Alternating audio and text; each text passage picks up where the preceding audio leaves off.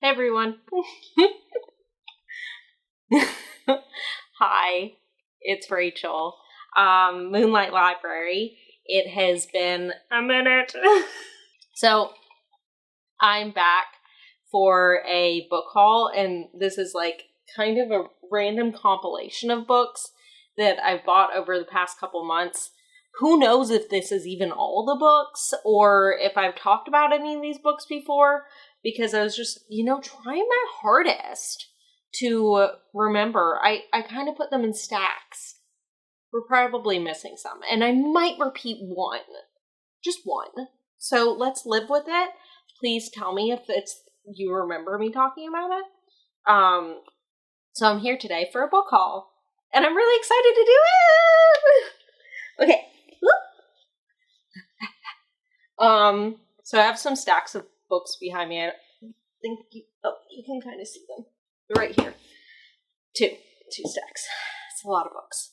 So let's get started. Let's see what I even remember about these books. Or when I bought them. Okay. So the first one in tiny stack number 1, is going to be The Deep by Rivers Solomon. This one is about this person who, I'm just going to read it to you. I don't remember.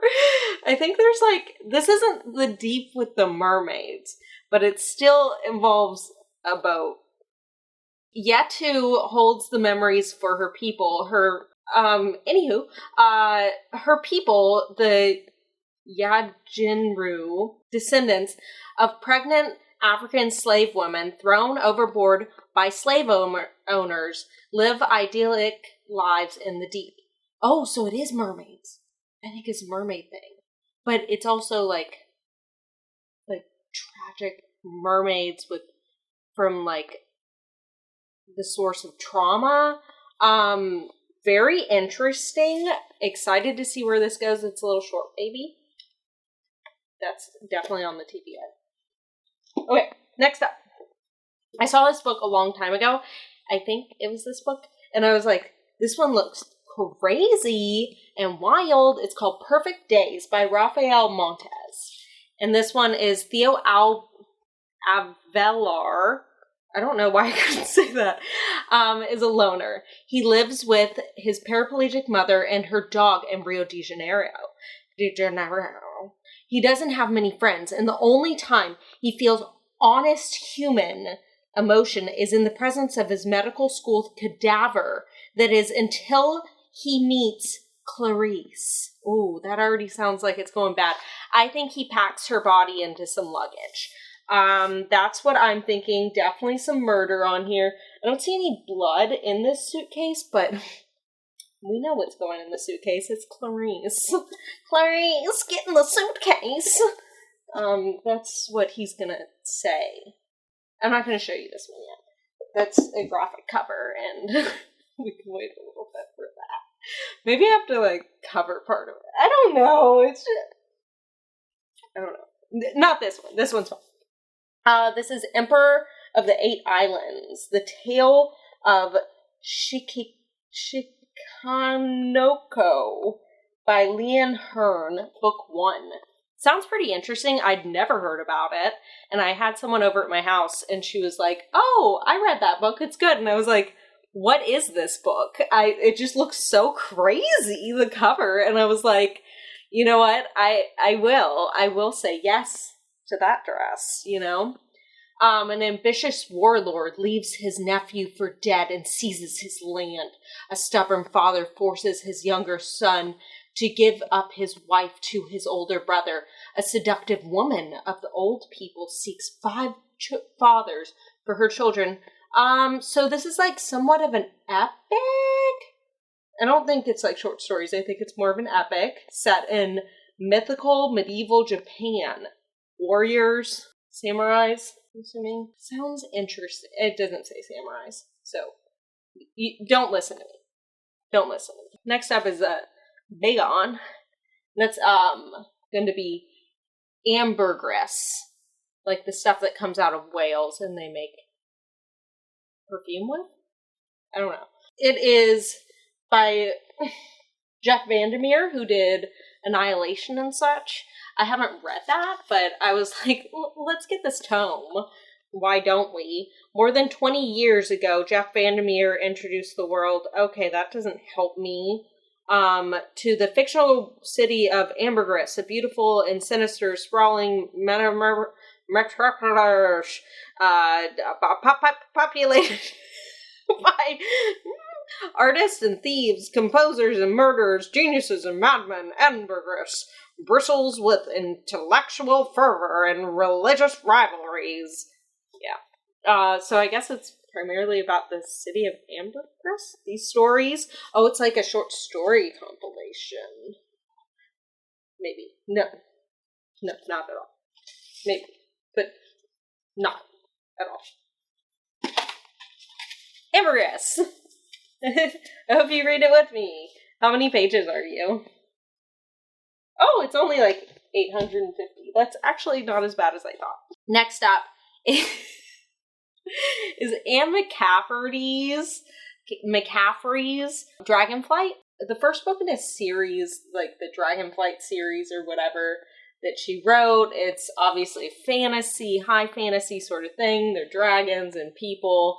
I bought it because in season 3 of You, Joe, I think, is in the basement of the library talking to the librarian and is saying that, or no, maybe it's when she's like asking him what his favorite childhood book was. And he said, Dragonflight, the series. So I was like, you know what? I'm going to read all Joe's books. No, I'm not. But I did it. I bought it for some reason. I was like, oh, what a good idea. I'm going to make like a booktube. Tell me if you want that booktube. I read Joe's random favorite books that I just chose out of a list because he talks about 1,000 books. I think this is a great idea. Do I? No. I don't know. It could be a good idea. It could be. Next up, you know, I'm just being influenced by people. I'm easily influenced. If you want to talk me into doing something, just say it'll be fun. Or, like, tell me that you like it, and I'll do it. Kayla, or Lala, over on Books and Lala, read this book, which has, like, a horrible cover. It's, like, a really bad cover. Behind Closed Doors by B.A. Paris. I think it was one of her, like, trying out an author again sort of things.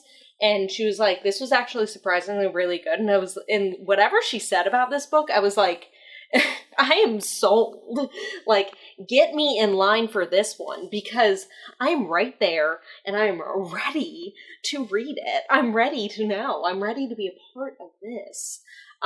Everyone knows a couple like Jack and Grace. He has looks and wealth and she has charm and elegance.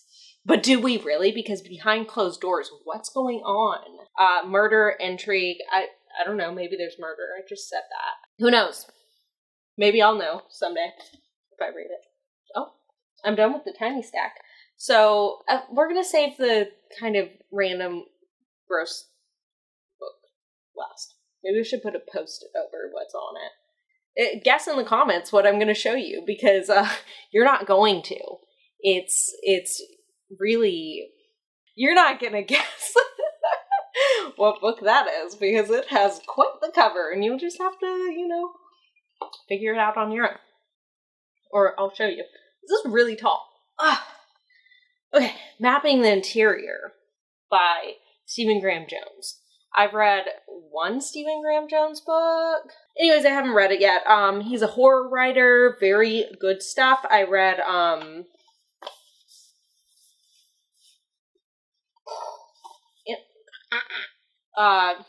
Dark. I don't know. Guess the book in the description because you'll. Oh, The Only Good Indians. I guessed the book first. Do I win? Maybe. A horrifying, inward-looking novella. Blah blah blah. Walking through his own house at night. A 15-year-old thinks he sees a person in full Blackfeet regalia step through the doorway instead of the person he could be there. His brother. Yeah, I read that wrong. Well, there's someone in his house, maybe. Mapping the interior. Fun. Nothing but blackened teeth. This one takes place in, I actually don't remember where. Somewhere in Southeast Asia. And these people go on this person gets married, and I started this. And they're like in this weird, it's like a girl and a guy, another girl and a guy, and they all have past relationships with each other. It's very confusing, but also there's horror happening. It's a haunted house. They're in a haunted house that he rented to see what would happen. It's crazy. I haven't finished it. Universal Harvester. Look at that. Beautiful. This is by John Darnielle. This one I started as well. I need to stop starting books and not finishing them. I'm going to. This is still on my currently reading. So is Nothing But Black and Teeth. Anyways, this guy works at a VHS store, and on the VHSs there's like weird stuff recorded in the middle of the VHSs. This is in the 90s, obviously, because who's watching VHSs nowadays? Except for me. I just watched Star Trek Generations on VHS the other day. Very good movie. I really enjoyed it. And I was glad I got to partake in it in VHS form. Anyways, this is like kind of scary, but I hear it's kind of like not what you expect. Maybe in a bad way. We'll find out. Another tiny one. It's Binti by Nnedi Okorafor. This is like a space odyssey, or not an odyssey, it's tiny. Space odyssey. Never mind. Her name is Binti, and she is the first of the Hambi people ever to be offered a place at Umza University, the finest institution of higher learning in the galaxy. But to accept the offer will mean giving up her place in her family to travel between the stars among strangers who do not share her ways or respect her customs. Sounds good. Very short, but also it's a series, so there's like a series of these tiny little babies. Cute. I like it. I read Remote Control recently, and it was pretty good. Next one up is The Cabinet. I was definitely sold by the cover here. Pretty cute. There's Cabinet 13 looks like a normal cabinet, but there's something weird about it. It's very Lion the Witch in the Wardrobe, but it's a cabinet. Yeah, instead of a wardrobe. I don't know. It's cute. Also, there's a freaking cat. I love it. I love cats. I'm a big cat person. Made for Love. This is made into an HBO show. It looks like really cutesy and stuff, but it's not. It's about like a tech billionaire that goes a little tech crazy on his wife by implanting her with a chip that makes it so control, and she's like running for her life. Seems pretty crazy. That's what I know from the TV show, assuming the book's the same. Pretty exciting. Great cover. Another tiny one. It's called Sour Candy. And this is by Kelaine Patrick Burke. Really bad font on the back. What is this choice? At first glance, Phil Peddleson and his son Adam are just an ordinary father and son. No difference from any other. They take walks in the park, visit county fairs, museums, and zoos. Wow, that's so normal. We do that all the time. And eat together overlooking the lake. That's nice. Some might say the father is a little too accommodating given the lack of discipline when the son loses his temper in public. Yeah, get your son under control, mister. Some may say he spoils his son by allowing him to set his own bedtimes and eat candy whenever he wants. This sounds a little weirdly cutesy. What no one knows is that Phil is a prisoner. The dad's a prisoner to the sun! Oh, Codex 1962. This is a trilogy by John. Sorry if I'm butchering that. Joseph Lowe, the narrator, was born in 1962 in the same year, the same moment, even as Sir John. Joseph's story, however, stretches back decades, with Leo Lau, a Jewish fugitive during World War II, who has an affair with a maid in the German inn. I think there's somehow, also some... Oh, yeah. And the first volume is a love story. The second, a crime. Leo Lowe arrives in Iceland, blah, blah, blah. The final volume, set in present-day Reykjavik. Joseph's son story becomes science fiction. What? Like, it becomes science fiction by, like, the end? It's like a war story, a crime story, science fiction, there's, like, a love story. Very weird. That's why I picked it, because I was like, that's strange. Altogether very odd. Next is called Space Opera by Catherine Valente. This is the, like, interplanetary opera in space, or, like, a music competition. I don't know. Sounds insane, though. This is another big one. To Paradise. Hanya Yanagihara. I love her. She's my baby. In an alternate version of 1893, America, New York is part of the Free States, where people may live with and love whomever they please, or so it seems. I can't wait to read it. I don't know why I haven't started yet. Maybe because it's so heavy. And I haven't been reading much. This is the prettiest cover in the world. It's called Bathhouse. I think it's a thriller? I don't know. I bought it because the cover is so pretty and I've always loved it. It's like Night Bitch. Like, such a good cover. I wish I owned Night Bitch. I need to buy that. So this guy goes to a bathhouse and some, like, bad stuff happens. Alice. This is like a horror version of Alice in Wonderland by Christina Henry. Not the woman from Mad Men. Different Christina Henry. Fleabag Scriptures. This is Fleabag, one of my favorite shows on Amazon Prime, and Phoebe Waller-Bridge. It's the play that it's based off of, the script for it. So I'm so excited to read that because I love her. She's so unfortunate. Why do I keep singing? Stop singing. Chasing the Boogeyman. Forgot this was in this pile. I heard it's kind of like a crime story, and it's not as, like, horror as you think it would be, even though it was on the horror books for this year's Goodreads Choice Awards. Kid Goes Missing, Stephen King wrote on the cover. In summer of 1988, the mutilated bodies of several missing girls begins to turn up in a small Maryland town. Okay. The Nickel Boys, Colson Whitehead. I'm a Colson Whitehead fan.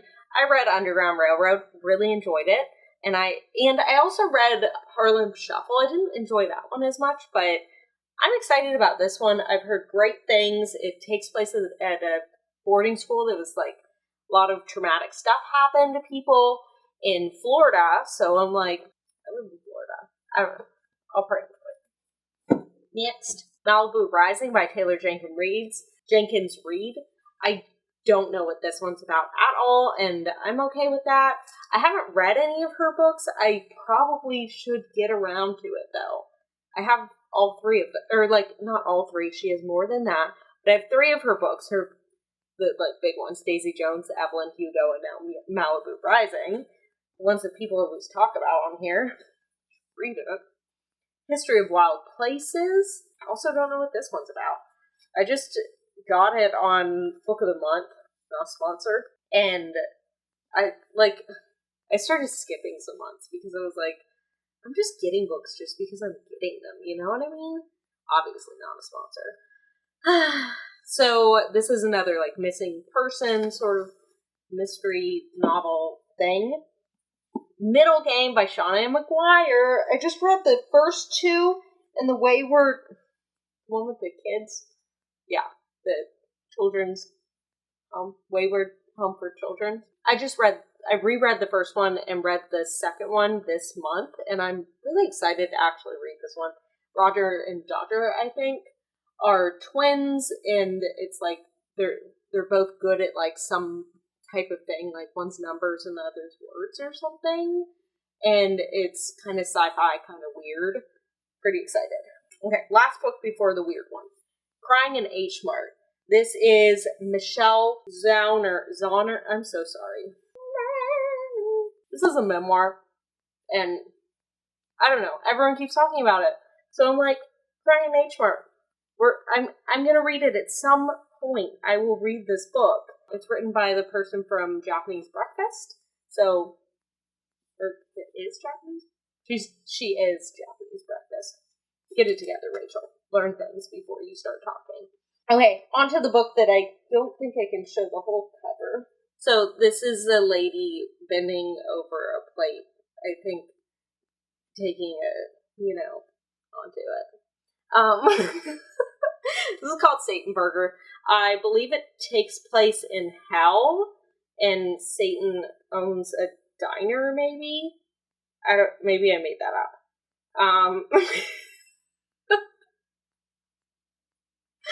I'm excited to read it. It sounds really weird. Everyone used to talk about it in high school many moons ago for me. All my friends were all, like, reading this book, and I never got around to reading it, so I'm kind of excited to actually, like, do that. Who knows what it's actually about? Maybe I'll make a vlog on this and just have to put a post-it over the butt. I feel like it's a little graphic. I don't know. Anyways, thanks for coming to my book haul and enjoying it with me. I haven't done a video in a while, but I'm glad that you're here to watch me act like a weirdo. Thank you.